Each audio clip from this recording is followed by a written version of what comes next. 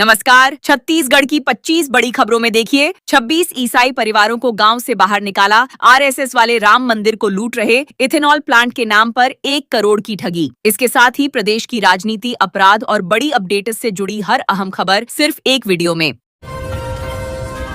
नारायणपुर में 26 ईसाई परिवारों को गांव से बाहर निकाला। छत्तीसगढ़ के नारायणपुर जिले के भरेंडा गांव में धर्मांतरण को लेकर विवाद गहरा गया है। ईसाई धर्म मानने वाले 26 परिवारों ने आरोप लगाया है कि कुछ ग्रामीणों ने उन्हें गांव छोड़ने के लिए मजबूर किया और घरों से बाहर निकाल दिया। परिवारों का कहना है कि वे गांव छोड़ना नहीं चाहते और फिलहाल पेड़ों के नीचे रहने को मजबूर हैं। वहीं ग्रामीणों का दावा है कि यदि ये परिवार अपने मूल धर्म में लौट आते हैं तो उन्हें कोई आपत्ति नहीं होगी। तनाव को देखते हुए पुलिस बल तैनात कर दिया गया है।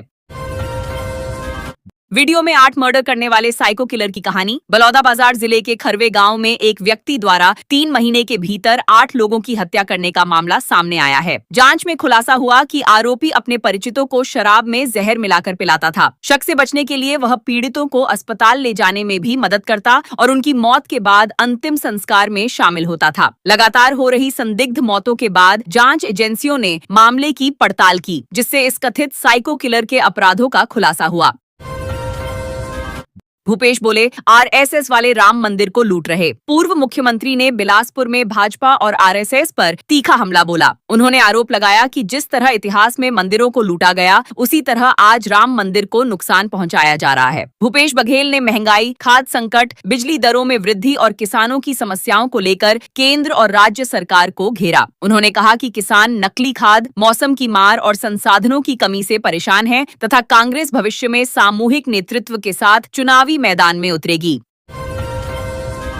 इथेनॉल प्लांट के नाम पर 1 करोड़ की ठगी। रायगढ़ जिले में इथेनॉल प्लांट के लिए सामग्री खरीदने के नाम पर 1,48,50,000 रुपए की ठगी का मामला सामने आया है। शिकायत के अनुसार दिल्ली की एक कंपनी ने फर्जी इनवॉइस जारी कर भुगतान प्राप्त कर लिया, लेकिन वास्तविक सामग्री उपलब्ध नहीं कराई। पीड़ित कंपनी प्रबंधन ने पुलिस में शिकायत दर्ज कराई है। पूंजीपथरा थाना पुलिस ने कंपनी संचालक के खिलाफ मामला दर्ज कर जांच शुरू कर दी है। मामले में वित्तीय लेन देन और दस्तावेजों की जांच की जा रही है। खिड़की उखाड़कर बाल सुधार गृह से 11 नाबालिग भागे। अंबिकापुर के बाल संप्रेक्षण गृह से 11 नाबालिग लड़के फरार हो गए। बताया गया है कि सभी ने खराब मौसम, तेज बारिश और बिजली गुल होने का फायदा उठाकर बैरक की खिड़की उखाड़ दी और दीवार फांदकर बाहर निकल गए। फरार नाबालिग हत्या, लूट, दुष्कर्म और अन्य गंभीर मामलों में निरुद्ध थे। हैरानी की बात यह रही कि मुख्य द्वार पर सुरक्षाकर्मी तैनात होने के बावजूद उन्हें घटना की भनक नहीं लगी। पुलिस और प्रशासन ने सभी नाबालिगों की तलाश के लिए विशेष अभियान शुरू कर दिया है। 7 दिन बिजली गिरने और बारिश का अलर्ट। छत्तीसगढ़ में मानसून की सक्रियता बढ़ने लगी है और मौसम विभाग ने अगले 7 दिनों तक प्रदेश भर में गरज चमक, बारिश और आकाशीय बिजली गिरने की संभावना जताई है। हालांकि मानसून इस बार करीब 1 सप्ताह की देरी से पहुंचा है, जिसके कारण राज्य में सामान्य से काफी कम वर्षा दर्ज हुई है। मौसम वैज्ञानिकों के अनुसार मानसून की उत्तरी सीमा रायपुर तक पहुंच गई है और आने वाले दिनों में अधिकांश जिलों में बारिश की गतिविधियां तेज हो सकती हैं। लोगों को खराब मौसम के दौरान सतर्क रहने की सलाह दी गई है। रायपुर के कोचिंग सेंटरों में मिली खामियां। रायपुर नगर निगम की संयुक्त टीम ने शहर के प्रमुख कोचिंग संस्थानों में अग्नि सुरक्षा और लिफ्ट सुरक्षा मानकों की जांच की। निरीक्षण के दौरान कई संस्थानों में क्षमता से अधिक विद्यार्थियों के बैठने की व्यवस्था और वेंटिलेशन संबंधी कमियां पाई गईं। टीम ने एलन, अनअकादमी, विद्यापीठ, आरसीसी और अकादजा संस्थानों का निरीक्षण किया। हालांकि अधिकांश स्थानों पर अन्य सुरक्षा व्यवस्थाएं संतोषजनक मिली। अधिकारियों ने संबंधित संस्थानों को आवश्यक सुधार करने के निर्देश दिए हैं ताकि छात्रों की सुरक्षा सुनिश्चित की जा सके।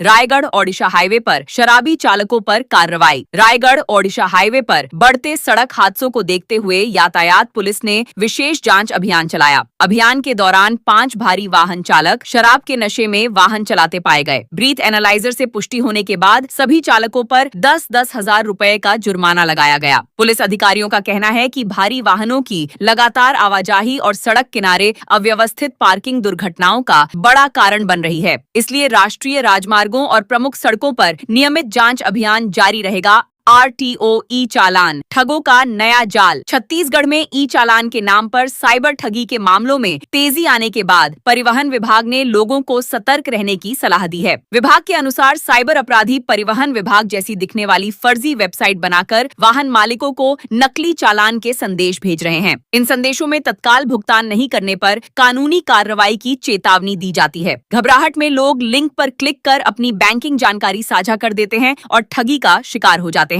अधिकारियों ने केवल आधिकारिक पोर्टल का ही उपयोग करने की अपील की है।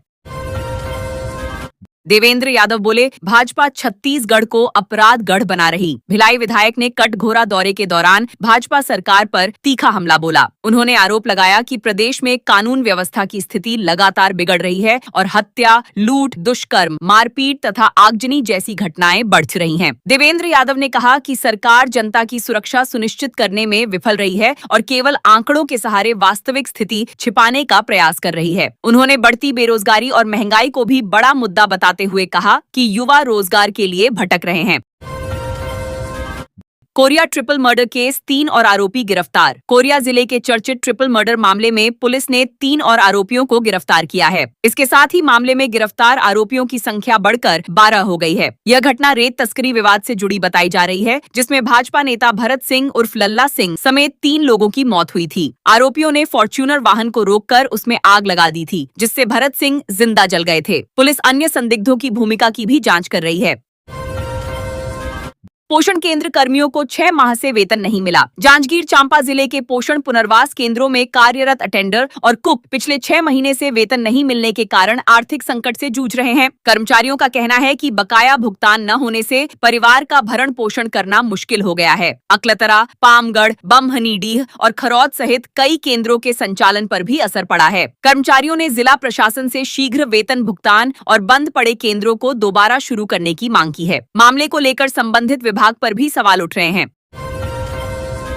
जिन्न, प्रेत बाधा और ऑनलाइन ट्रेडिंग के नाम पर ठगे 85 लाख। भिलाई में एक महिला से तंत्र मंत्र, प्रेत बाधा दूर करने और ऑनलाइन निवेश में बड़ा मुनाफा दिलाने का झांसा देकर करीब 85 लाख रुपए की ठगी की गई। आरोपी ने महिला को विभिन्न बहानों से डराया और कथित गुप्त पूजा कराने के नाम पर लगातार रकम वसूलता रहा। जब महिला ने पैसे वापस मांगे तो उसने खुद को घायल और गिरफ्तार बताया तथा भावनात्मक दबाव बनाकर और पैसे ऐंठ लिए। पीड़िता की शिकायत पर पुलिस ने आरोपी के खिलाफ धोखाधड़ी सहित विभिन्न धाराओं में मामला दर्ज कर जांच शुरू कर दी है।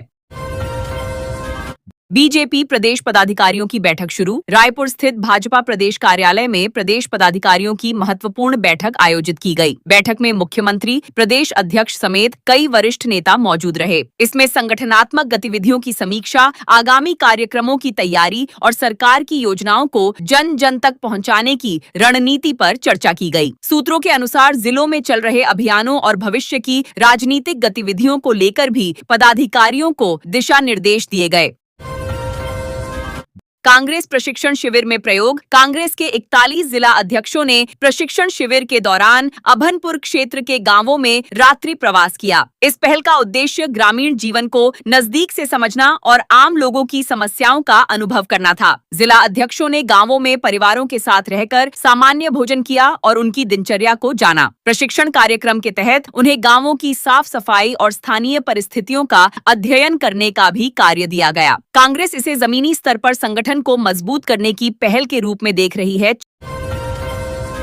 छत्तीसगढ़ में बदलेगी व्यवस्था। छत्तीसगढ़ में अगले शैक्षणिक सत्र से स्कूलों के संचालन में बड़ा बदलाव होने जा रहा है। अब राज्य के सरकारी और सीजी बोर्ड से संबद्ध निजी स्कूलों का नया सत्र 16 जून के बजाय 1 अप्रैल से शुरू होगा। स्कूल शिक्षा मंत्री गजेंद्र यादव की अध्यक्षता में हुई समीक्षा बैठक में यह निर्णय लिया गया। विभाग का कहना है कि इस बदलाव से छात्रों को पढ़ाई के लिए अधिक समय मिलेगा और शिक्षा की गुणवत्ता में सुधार होगा। नई व्यवस्था को लागू करने के लिए जल्द विस्तृत दिशा निर्देश जारी किए जाएंगे।